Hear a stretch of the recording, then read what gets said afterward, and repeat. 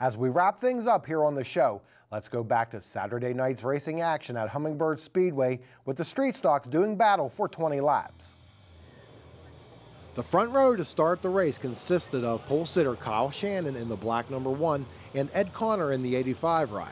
In turn 2, the 96 of Ed Fannin makes contact with number 17 Brandon Connor. Brian Red clips Fannin, sending the 96 machine to the infield and bringing out the caution.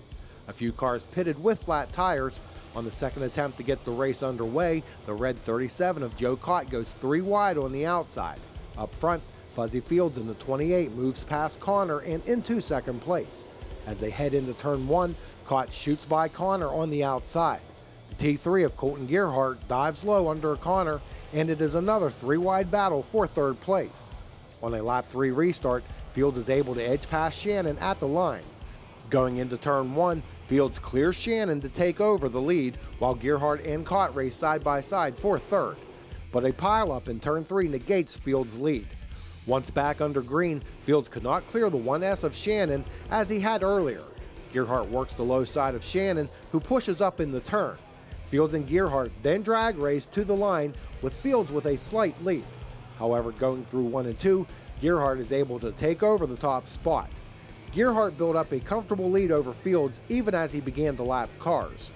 As he clears the back markers, he has clear sailing, but the caution comes out when the 3 of Rich Howe spins, collecting the 37 of Jim Bloom as well. In a 2-lap shootout, Gearhart pulled away while Cott and Fields battled for second place. At the line, Cott was able to edge out Fields for the position. Colton, congratulations. An impressive year for someone who's never raced full-size cars before. Thank you. It's a great car. I mean, I have a great owner. I have a great crew behind me. They get this car ready every week. Can't do it without them. Now, Dom Sora had ran this and been very successful, so obviously it feels good to get in a car that's established. But again, your background was in go-karts. You've really adjusted quickly. Yeah, Don's been a great mentor to me. I mean, he helped me all last year, telling me things about the car, and I learned a lot last year with them guys, just learning things about a stock car. I mean, I knew nothing. I knew nothing about suspension. I mean, everything was tires and go-karts. Nothing. There was no shocks or springs. It's a total adjustment for me. So having him around, and his dad and his brother and Phil Krieg, they've all really helped me out. So assess your season then. Are you surprised? I'm sure a lot of people are. I am very surprised. I was hoping for a couple top 5s, and that was going to be a couple top 5s and driving on the trailer. I mean, that's my owner, Tommy Scott, just said, just drive on the trailer and we'll be happy. And I mean, without Tommy, I mean, this never happened. So I mean, I bless myself every day for this opportunity to have him there.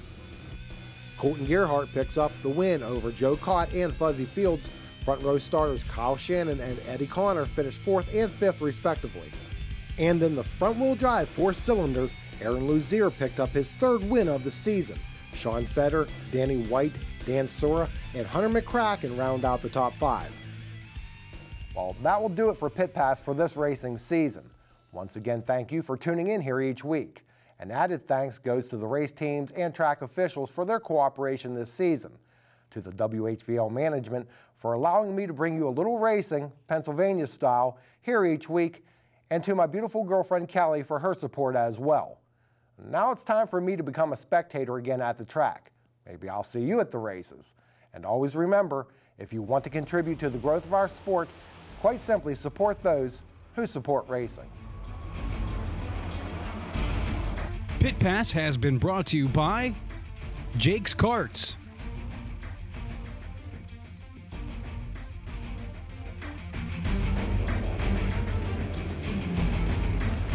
This has been a production of WHVL Sports.